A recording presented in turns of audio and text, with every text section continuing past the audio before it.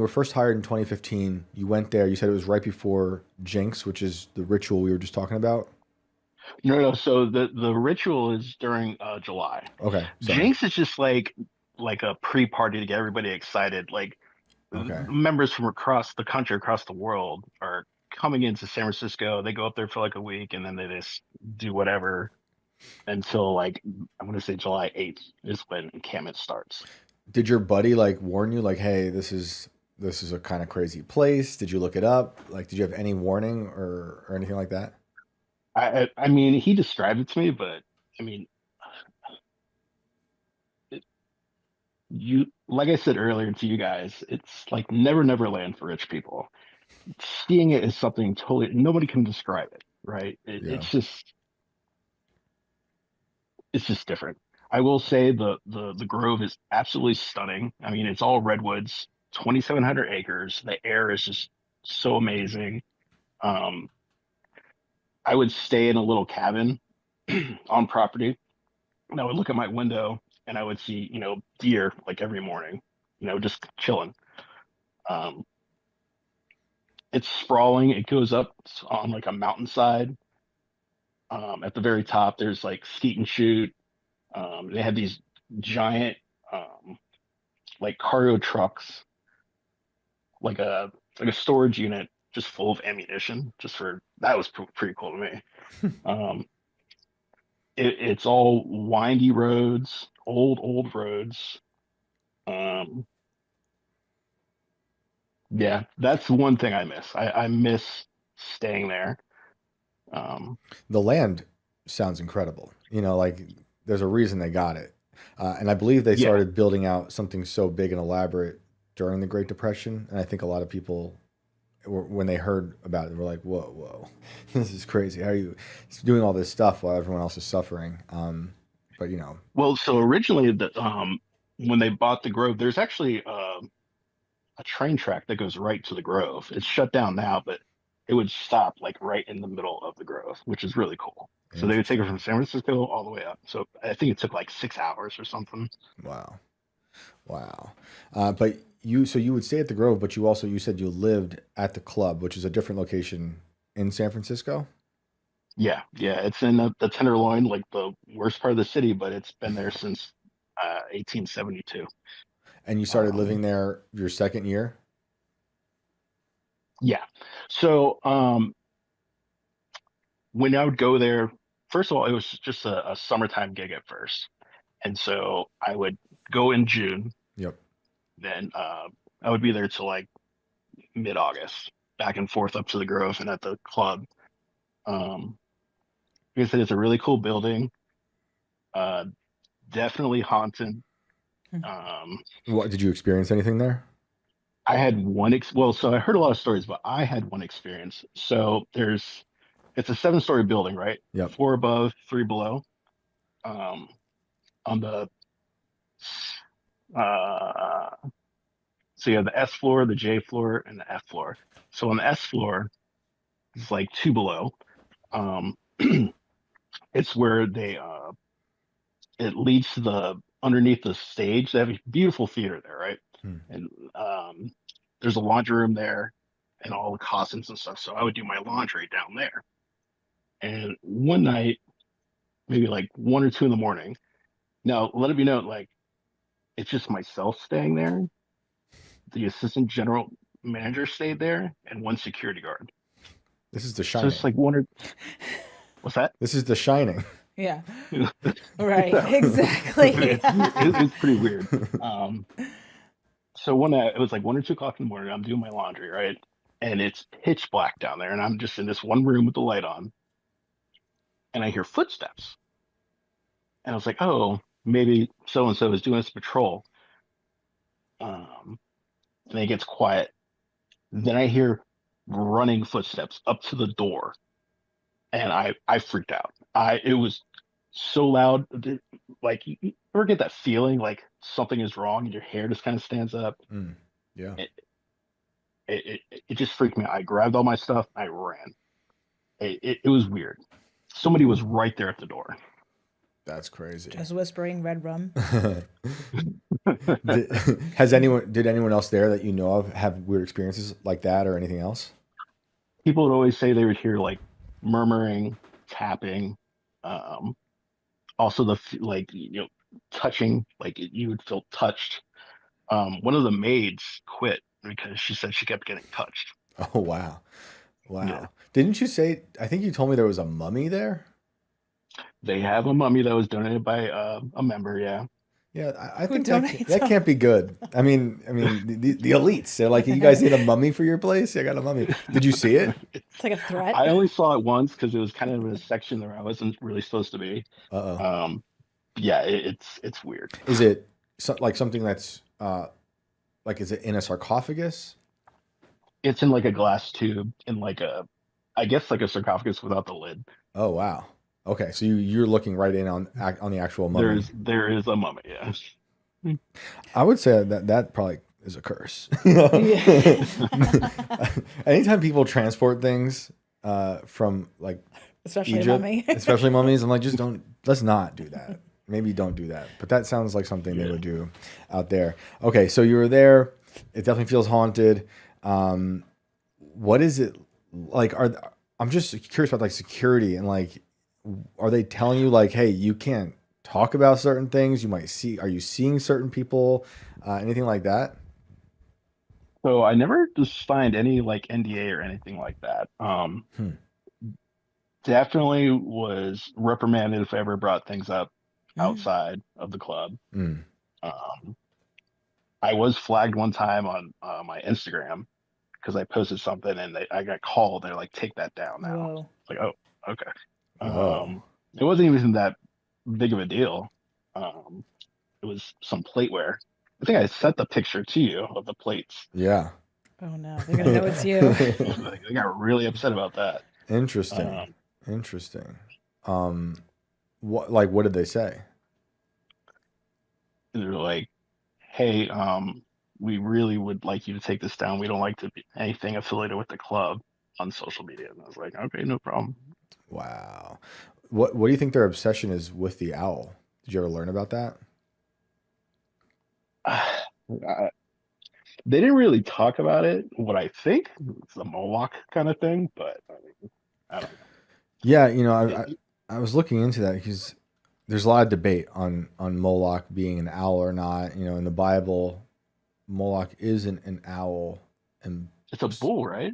Baal, Baal, is a bull, but Moloch is associated with child sacrifice That's right. as Right, well as right, right. Baal. Yeah. So I can see where people like, Alex Jones, I believe, keeps calling it Moloch in his video from 2000. And maybe that's his way of just being like, there's a sacrifice happening here.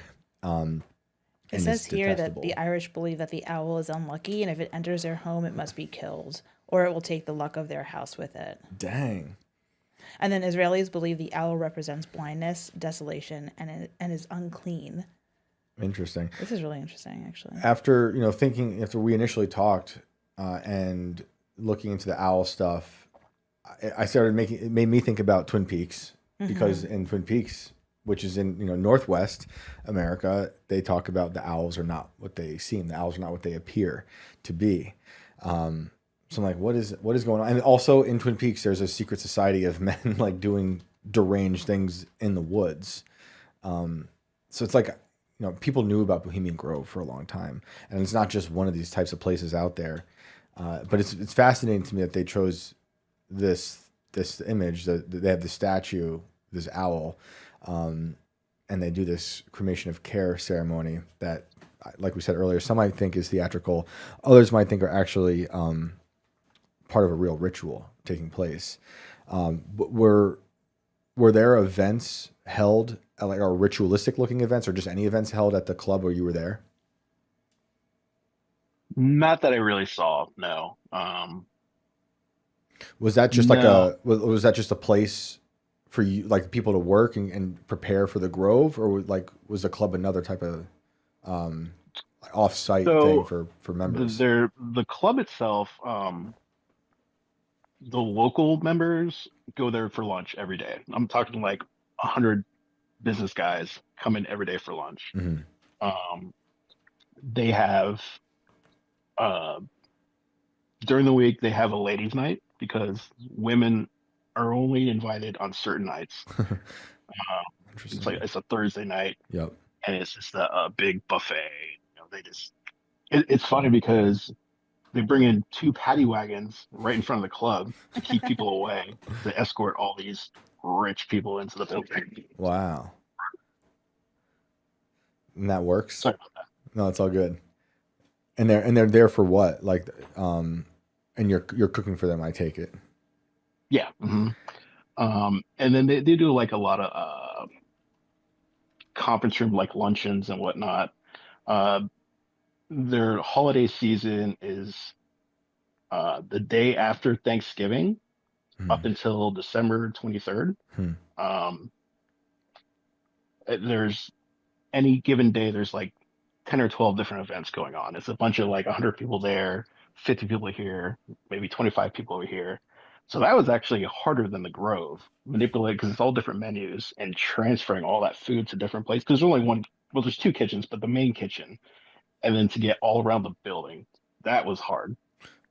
So yeah, there's only two kitchens for that many people. That's a wild thing. Yeah. Yeah. So, I mean, I can send you a picture of the kitchen at the club itself. It's not very big.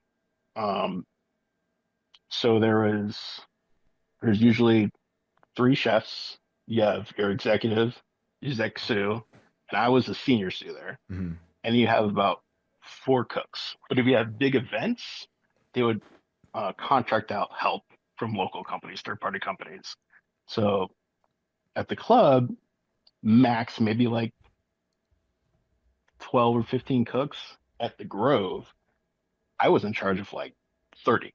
Oh wow. We would have probably 60 cooks at a time. Yeah. It's a huge event. Um, It's a huge event. when it comes to like, so I'm thinking about my wife worked in a lot of like higher end restaurants in Manhattan for a long time. Hmm.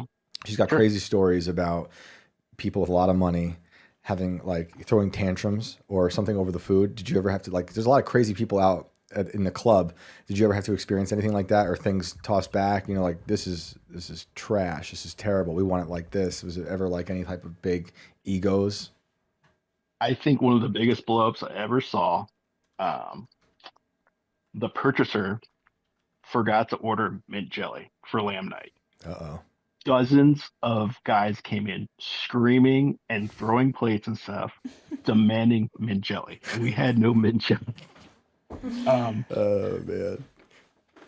I, Gotta have I mint think, I jelly. mean, the servers get abused for sure. I Yeah. mean, like I said, I've seen a lot of people crying and Yeah. stuff. I didn't really have to deal with that. One, I mean, I guess it's pretty cool.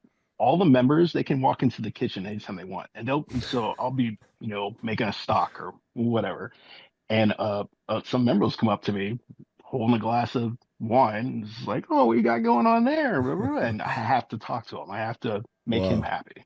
Wow. Um, That's yeah. wild. And that's something like I guess you're told, right? Like the higher ups management or Oh, whatever, they're being like, yes. look, these people You are allowed to are walk you in are told, make them happy, make them smile. That's why you're because here. that's not how it goes in other restaurants, right? Yeah. Like, Well, I I just worked was in restaurants. I was Totally telling different. Shane before the show, I used to work at Chase Bank, like the main headquartered Chase Bank in New York City, with Jamie Mhm. Dimon, who's the president of Chase Bank. And it's like, it's like a 52-story building and the top two floors are dedicated to food. And it's like, you have like you'll have like a main cafeteria, not a cafeteria, it's not even looks like a cafeteria at all, but it's like their main floor. And then they have all these private rooms. And it reminds me so much of what we're talking about with Bohemian Grove. I actually waited on I'm sure Jamie. it's very similar. Yeah. So, I mean, yeah, you're talking about elites. I mean, I Oh waited yeah. on Epic Chelsea money. Clinton, her Right. husband, and Jamie Right. Dimon. Jamie Dimon had a total freak out once. He came up to me. He was pissed off that his like burger without a bun wasn't ready. Like, Well, yeah. I mean, you said you served Chelsea Clinton, so what do lizards eat? Oh, I don't even remember. I just like didn't. I just blocked that out Can in you my mind. can you pull up the picture of Red the meat, lots of red Yeah, meat. red Yeah. meat. Exactly. Nice. Exactly. The chef knows. Meat, rare. The chef of Bohemian Grove knows what lizards eat, of course. No, Yeah. it's kind of funny because that's another thing they'll complain about. Like you'll cook something to temperature at rare, and they say this isn't rare. Everyone is Exactly. like Oh yeah, that happens a still lot. mooing. As both their eyelids go. Meanwhile, up like and down. these places, everything's free for them. You Right, know, of like they're course. not like But they're entitled. You Exactly, know? I mean, I exactly. don't speak for everyone at Bohemian Grove, but Yeah. I'm sure. I mean, the membership fees. I was looking at those. Membership fees are crazy to be a part of the Bohemian Club, because I think you pay a monthly fee. oh, I'm sure. Chef, is that right? Do you know about that? Like the monthly fees to be a part of the club? Well, I think their initial one is 80K, but I think yearly it's 20K. Oh I could wow, be wrong. wow, that I'm sounds I pretty about guess sure. it's right. not Honestly, free. Like, give me my rare sounds about burger. right. You know, like some of these. Well, Oh, keep going. another thing is there's a 20-year waiting list. You have to be invited in by 3 different members. Mm. Um, and like I was saying, there's 125 camps. One of the camps is actually it might be gone now because there's only 3 members left and they're all in like their 80s.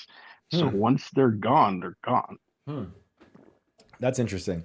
Also, I They want to take their note. badge away. I want to note, like, the thing that I also found interesting about Alex Jones going to the Grove is, that's something that a lot of people, even people who didn't like Alex, would say, like, wow, he did do that. So he got a lot of accolades for basically breaking into the Bohemian Grove, getting all this stuff on camera. Years go by, and he said he found out later on, I'm paraphrasing here, it's worth looking up him talking about it, but he said he believes someone on the inside actually helped get him in. So there's like some sort of inside job that he wasn't privy to, right? He thought he was just breaking in with like whatever help he had. He didn't know that there might have been some kind of quarrel or something going on where they actually wanted him to do this thing, which I think is really interesting. I also think it's interesting that he's willing to be like, I kind of changed my ideas on how this all happened, because it makes it more nefarious in my mind. Yeah. For all these things, because it's like, if these people are, they are the elites, and if they are kind of puppeteering a lot of these situations, like we talked about the Manhattan Project, all these presidential candidates go there. Clearly, they're doing something. They talk about puppeteering, basically. I think in one of the pictures the chef sent me, there's an image of a puppeteer. Oh.